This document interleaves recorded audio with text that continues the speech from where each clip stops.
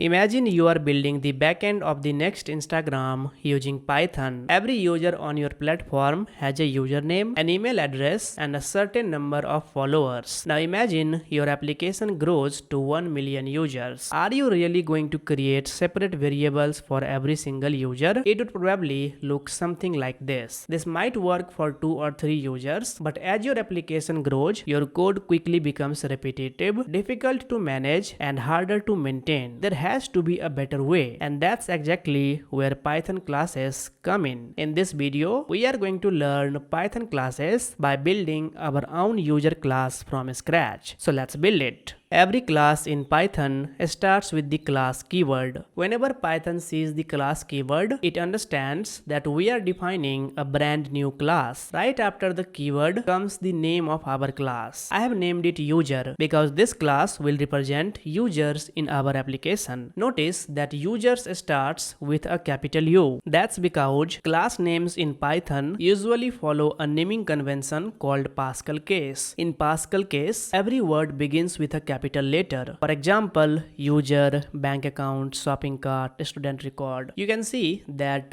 each word begins with the capital letter. Now Python won't force you to write class names this way, but following naming conventions makes your code easier to read and understand. Finally, don't forget the colon at the end. Just like functions, loops, and if statements, the colon tells Python that the body of the class starts on the next indented line that is blinking. Right now, our class is empty. Python doesn't allow an empty class, so we will temporarily write the pass keyword. The pass statement doesn't do anything. It's simply a placeholder that tells Python, I will add the actual code here in a moment. Once we start writing our class, we will remove it. Now let's teach our class what every user should have. We do that by creating a special method called init. Notice the 2 underscores before init and the 2 underscores after it. These are called double underscores or dunder methods. You don't need to memorize that name right now. What is important is understanding what this method does. Whenever we create a new user, Python automatically runs this method. You never call it yourself. Python takes care of that for you. Think of double underscore init double underscore or dunder init as the setup method for every new object. Now the first parameter is self. This is one of the most confusing things for beginners, but trust me, it's actually very simple. You never type a value for self when creating an object. Python automatically passes it behind the scenes. Think of self as meaning this particular user. If we are creating Ankit, then self refers to Ankit. If we are creating Alex, then self refers to Alex. So every object gets its own self. Then we have username and email. These are called parameters. Parameters are simply pieces of information this method expects to receive. In our case, every user needs a username and an email address. That's why we have added these 2 parameters. Next up is storing the data, and we do that by simply doing this. So this line is extremely important. So let's understand it carefully. On the right side, username is the value passed into this method. For example, it could be Ankit, Alex, anything. On the left side, where we have self.username, this creates an attribute called username inside this particular object. So this line simply copies the value from the parameter and stores it inside the object. Think of it like filling out a registration form. The user types their username and your application saves it inside their account. We do exactly the same thing for email address. Whatever email the user provides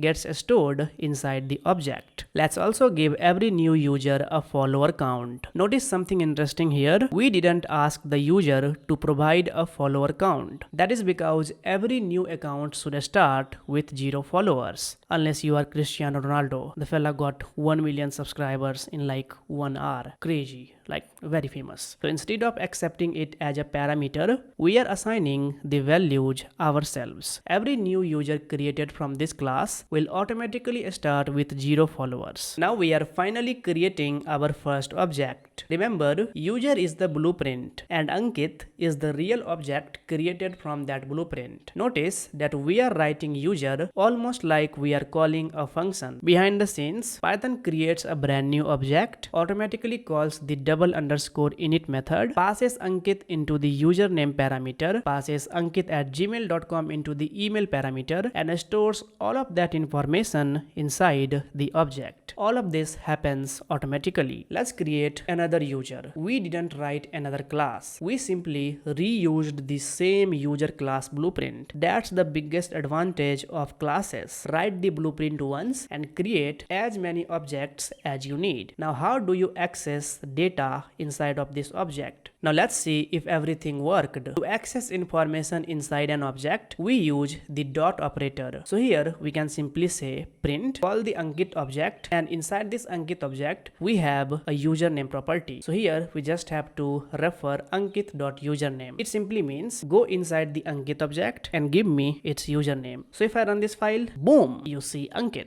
Perfect. That's exactly the value we stored when the object was created. Similarly, if you want to access the data for Alex, you can simply copy this line and come over here, and this time you can ask for Alex username. If you run this, you get Alex. Similarly, if you want to see the email, why not? Just here you can select both of them simply by pressing option and then selecting both the points, comma, and then here you can say Ankit dot email, but you need to update this one to Alex. Okay, so if I run this, so this is how you access data inside of these objects. So far our objects can store information, but objects can also perform actions. Functions that belong to a class are called methods. Here we are creating a method called follow. Every time someone gains a new follower, we will simply increase their follower count by 1. Now how do you call the method? Let's now call the method at the very end.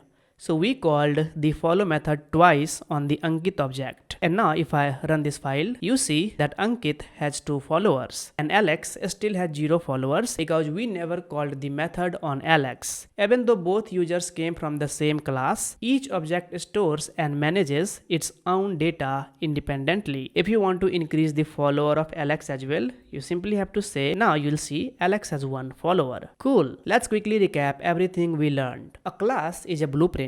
An object is a real instance created from that blueprint. The class keyword is used to define a class. Class names usually follow the Pascal case naming convention. The $init method automatically runs whenever a new object is created. Self refers to the current object. Attributes store data inside an object. Methods define the action an object can perform. Once you understand these ideas, you have built the foundation for object-oriented programming in Python. Now before you move on, let me give you a quick challenge. Instead of a user class, try creating a book class on your own. Give it a title, an author, and the number of pages. Then create 2 different book objects and print their details. If you can do that on your own, congratulations! You have successfully understood Python classes. Keep learning and practicing Python, and I will see you in the next one.